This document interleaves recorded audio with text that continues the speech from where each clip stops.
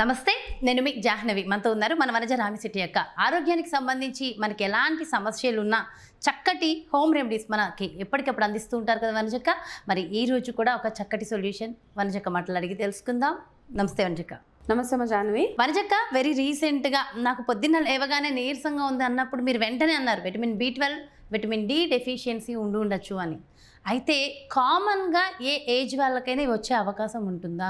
అంటే కాళ్ళ నొప్పులు కీళ్ళ నొప్పులు ఒకప్పుడు 60 ఏళ్ళు దాటిన వాళ్ళలోనే కామన్గా ఉండేవి. ఇప్పుడు ప్రతి ఒక్కళ్ళలో ఇది కామన్ అయిపోయింది. అంటే ఆ డెఫిషియన్సీ వల్ల ఇది వచ్చిందని ఎలా తెలుసుకోవచ్చు? దీనికి ఏమైనా హోమ్ రెమెడీస్ ఉన్నాయా?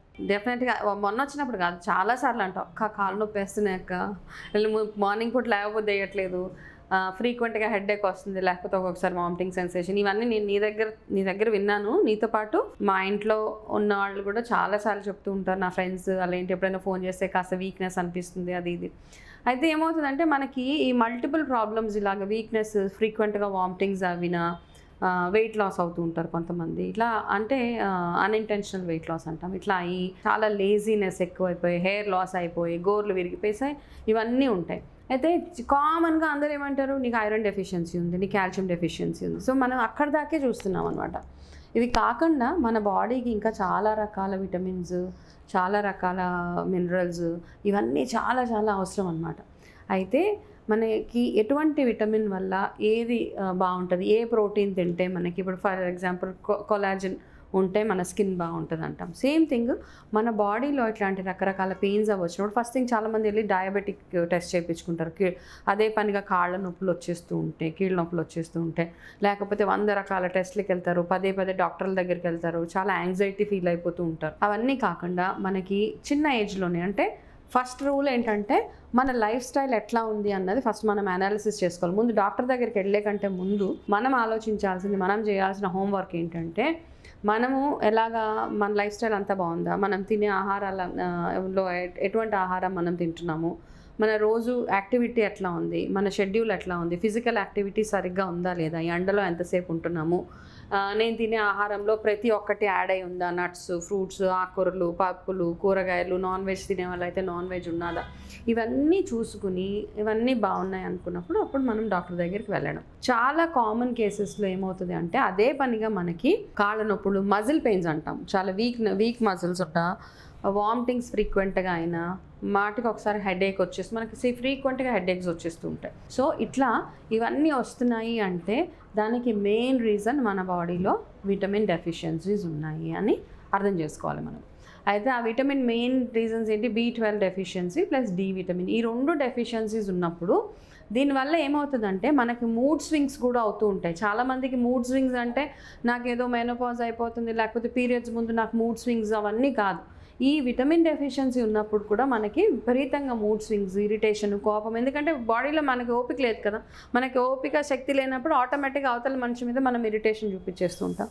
సో ఇవన్నీ ఉన్నప్పుడు మనం ఫస్ట్ చేయాల్సింది వెళ్ళి విటమిన్ చెక్ చేయించుకోండి. విటమిన్ డెఫిషియన్సీస్ ఏమేమి ఉన్నాయి మన బాడీలో అని ఫస్ట్ చెక్ చేసుకొని దాని తర్వాత దానికి కావాల్సిన ఆహారం తీసుకోవడానికి ట్రై చేయండి.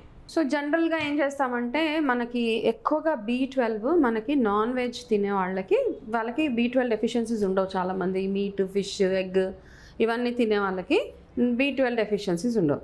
ఏదైతే వెజిటేరియన్, నాన్ వెజ్ తినని వాళ్ళలో మనం కాస్త ఎక్కువగా ఈ డెఫిషియన్సీస్ చూస్తూ ఉంటాం అనమాట. అయితే అక్క, మరి నాన్ వెజ్ తినే వాళ్ళలో మీరు చెప్పారు విటమిన్ B12 పెంచుకోవడం కోసం ఏం చేయాలి, మరి వెజిటేరియన్స్లో మరి విటమిన్ B12 పెంచుకోవాలంటే ఏం చేయాలి? కరెక్టే కదా, మరి ఓన్లీ నాన్ వెజ్లోనే ఉన్నాయి అంటే చాలామంది తినరు నాన్ వెజ్. అండ్ ఈ మధ్య కాలంలో చాలామంది వెజిటేరియన్కి షిఫ్ట్ అయిపోతున్నారు. అయితే వెజిటేరియన్లో కూడా చాలా చాలా B12 ఉన్న ఫుడ్స్ చాలా ఉన్నాయి. సో వెజిటేరియన్స్ ఎవరైతే ఉన్నారో ఫస్ట్ చీజ్ దొరుకుతుంది, మనకి చీజ్ ఉంటుంది వెన్న, అది దాంట్లో ఒకటి. బచ్చలాకులో ఎక్కువగా B12, అండ్ వేరే ఆకుకూరల్లో కూడా ఎక్కువగా B12 ఒకటి ఉంటుంది. అండ్ మన మష్రూమ్స్ అంటాం, పుట్టగొడుగులు అంటాం, వాటిల్లో కూడా అది చాలా ఎక్కువగా B12.